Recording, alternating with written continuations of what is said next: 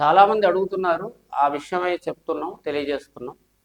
నందీశ్వరుడు శివుడి కన్నా ప్రధానంగా ఆలయంలో ముందుగా ఉంటూ ముందు నంది దర్శనం చేసుకొని నంది కొమ్ముల మధ్యలోంచి వారి పృష్ఠాన్ని కూడా స్పృశిస్తూ ఆ చేతు మధ్యలో ఆ ముద్రతో శివుణ్ణి దర్శనం చేసుకోవడం ఆనవాయితీగా శివాలయంలో ఉంటుంది. అది ఎందుకు వచ్చిందంటే నందీశ్వరుడికి ప్రథమ స్థానం ఇచ్చాడు శివుడు. ఓకే, దానికి కారణం ఏంటంటే నంది వాహనం ఎలా అయింది అంటే శివుడు యోగి, భగవంతుడు యోగి. ఆయన యోగ దృష్టిలో ఉండి యోగంలో ఉండి తపస్సు చేసే సమయంలో అక్కడ ఒక గోవు వత్స సహితంగా, వత్స అంటే అప్పుడే పుట్టి కొద్దిగా పాలు తాగుతున్నటువంటి దూడ సహితంగా పచ్చిక బయళ్లలో ఆ పచ్చిక మేస్తూ ఆ స్వామి సన్నిధిలో ఉంటుంది.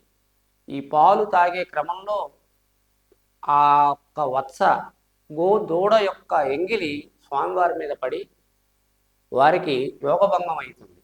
యోగభంగం అయినప్పుడు వారు మూడవ నేత్రాన్ని తెరుస్తారు. తెరిచినప్పుడు అగ్ని బయలుదేరి గోవు మీదకు వస్తుంది.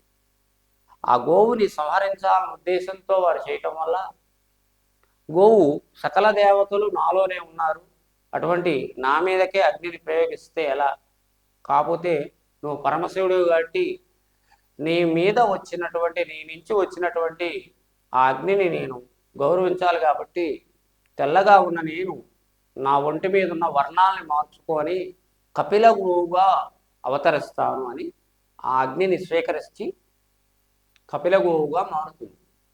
అప్పుడు బ్రహ్మదేవుడు అక్కడ ఆవిర్భవించి గోవుని సంహరించడం ఎప్పుడైనా గోహత్యా పాతకం కాబట్టి ఈ పాపం తొలగటం కోసం పరమేశ్వర నువ్వు నందిని ఎక్కి వృషభాన్ని ఎక్కి ఆవుకి పతి అయినటువంటి ఎద్దుని ఎక్కి తిరుగు, దానివల్ల నీ పాపం అంతరిస్తుందని తెలియజేయటం వల్ల ఆ క్షణం నుంచి నందిని స్వీకరించి ప్రథమ స్థానం ఇస్తాడు ప్రమదగడాలు శివుడు.